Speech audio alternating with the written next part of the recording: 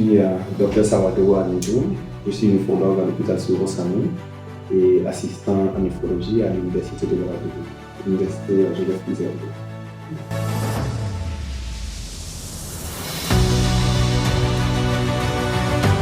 L'insuffisance rénale, c'est quand les reins ne sont plus à mesure d'assurer les fonctions, principalement la fonction d'élimination des déchets dans l'organisme et la fonction d'équilibre des liquides dans l'organisme. Quand ils ne sont plus en mesure d'assurer les fonctions, on dit qu'il y a insuffisance rénale.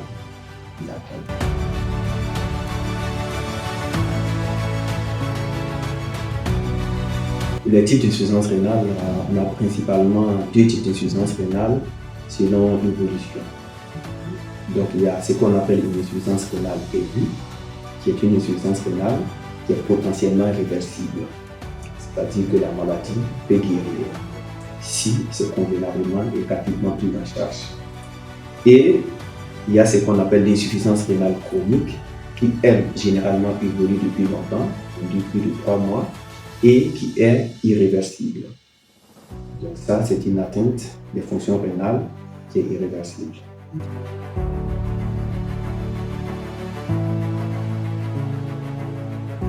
Et comme on a dit, il y a deux types d'insuffisance rénale et dans chaque cas, il y a plusieurs étiologies. Donc la manifestation dépend du stade de la maladie rénale, mais aussi des causes de la maladie rénale. Mais de façon générale, la maladie rénale se manifeste à un stade avancé par un gonflement de l'organisme, ce qu'on appelle des œdèmes des membres inférieurs, et il peut être associé à une fatigabilité qui est généralement due à une anémie. Et si cette anémie est présente, on peut avoir une pâleur des conjonctives, notamment une pâleur au niveau de la paume des mains qui peut être remarquée. Donc, le malade qui a une insuffisance rénale, si le stade est avancé, il peut avoir un gonflement au niveau des pieds et au réveil, un gonflement au niveau du visage. Il est beaucoup plus fatigué que d'habitude et il peut avoir une pâleur au niveau des conjonctives.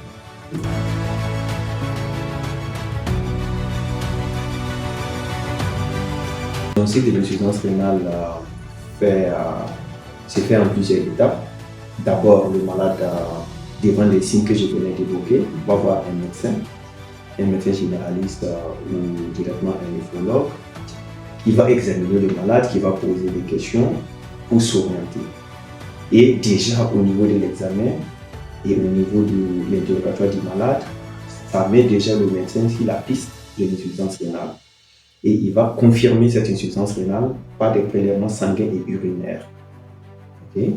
Quand la créatinine est élevée, plus que la normale, le médecin évoquera une insuffisance rénale.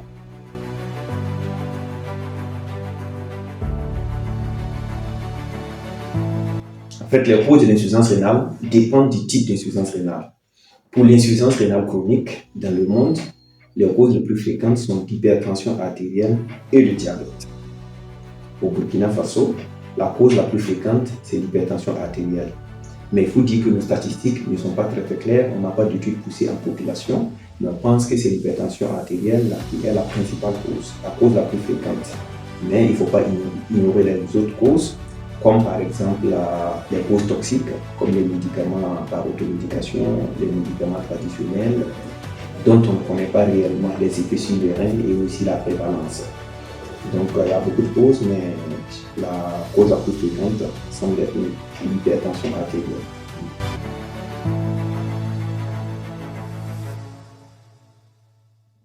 Comment se traite une insuffisance rénale aiguë et chronique? Et ça va dépendre du stade et de l'étiologie de la maladie. Les traitements, déjà, il y a ce qu'on appelle le traitement symptomatique. C'est-à-dire qu'on traite les signes que le malade présente. Par exemple, s'il présente un gonflement au niveau des pieds, on va traiter ça par le diurétique. S'il a une anémie, c'est-à-dire s'il n'a pas beaucoup de sang, on va corriger ça par des médicaments qui peuvent être des comprimés ou des médicaments injectables, voire même une transfusion sanguine. Et ensuite, il y a le second volet qu'on appelle le traitement de l'étiologie, c'est-à-dire le traitement de la cause.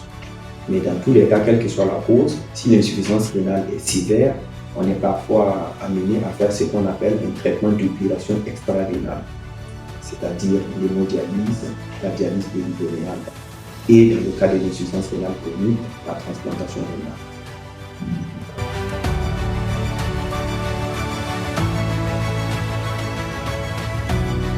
Le traitement fait appel à un traitement médicamenteux et à un traitement d'épuration extra-rénale et voire à une opération, notamment la transplantation rénale pour ce qui concerne l'insuffisance rénale chronique. Au Burkina Faso, le traitement médicamenteux est disponible. Là, ça dépend de l'étiologie. Pour ce qui concerne les traitements d'opération extra-rénale, je vous ai cité l'hémodialyse. Ça, c'est disponible au Burkina Faso.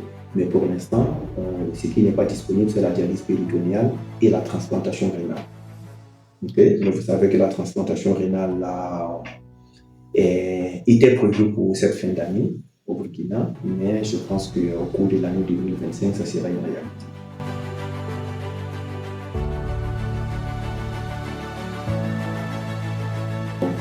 Et effectivement, il y a eu beaucoup d'efforts qui sont faits ces dernières années par les autorités pour améliorer la prise en charge de l'insuffisance rénale, notamment l'insuffisance rénale chronique terminale, parce qu'il y a des efforts qui sont faits pour augmenter le nombre de centres d'hémodialyse. Il y a quelques années, la dialyse n'était disponible qu'à Ouagadougou et à Ouagadougou. Mais actuellement, à Ouagadougou, on a 3 centres d'hémodialyse. En dehors de Ouagadougou, il y a les centres d'hémodialyse de Bobo-Dioulasso, de Ouaïbia et maintenant de Tinkodogo. Et il y a d'autres centres qui sont prévus pour souffrir, notamment à Gawa et à Tours. Donc, il y a des efforts qui sont faits pour augmenter le nombre de centres de dialyse. Et aussi, il y a des efforts pour la diversification de ces moyens de prise en charge, notamment le programme de transplantation rénale qui est en train d'être mis en œuvre. Et les choses sont en train de se préparer. Et je pense qu'en 2025, on pourra faire la première greffe rénale au Burkina Faso.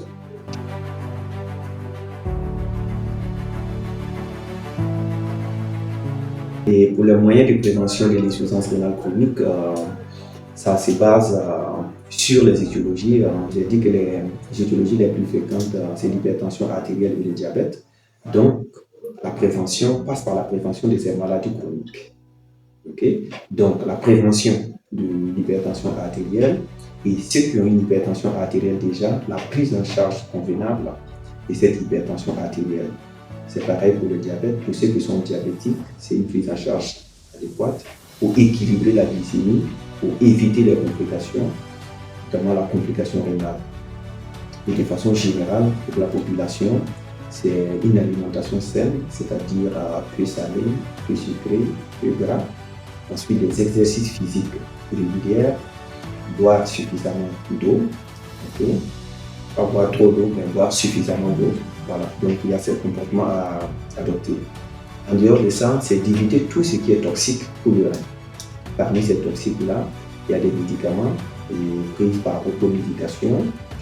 Il y a certains médicaments traditionnels.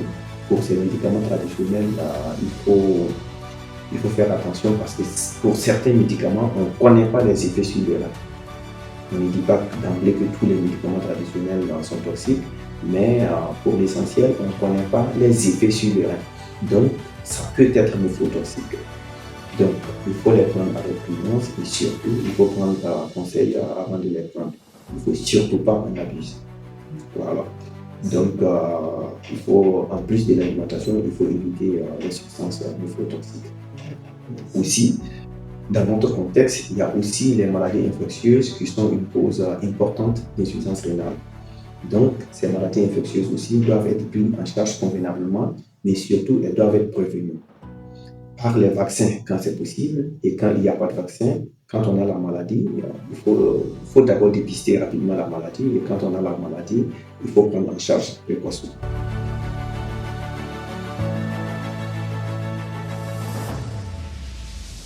D'accord. Et nous sommes déjà en fin d'année.